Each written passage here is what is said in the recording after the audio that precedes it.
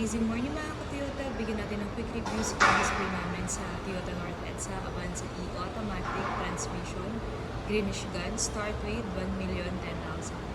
So kung mapapansin natin, yung front grille design na siya. May fog lights, tapos may siya. Yung headlight natin, mas visible na yung LED naman yan. Tapos ito, 15 alloy mags. Yung side mirror and door handle cover natin, naka-body color with side repeater.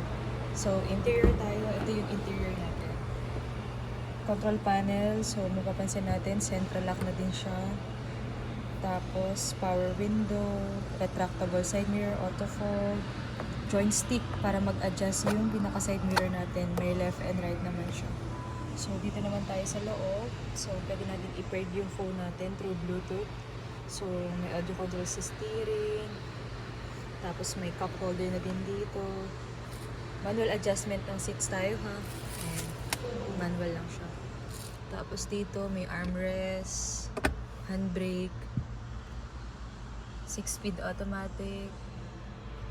Tapos, ito yung loob natin. Ayan.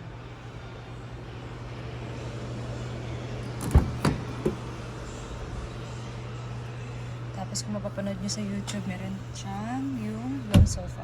So, tatanggalin lang natin yung mga headrest auto fold. Yan, yung air vent natin. Yan, available natin. Yan. Power seats. 4060.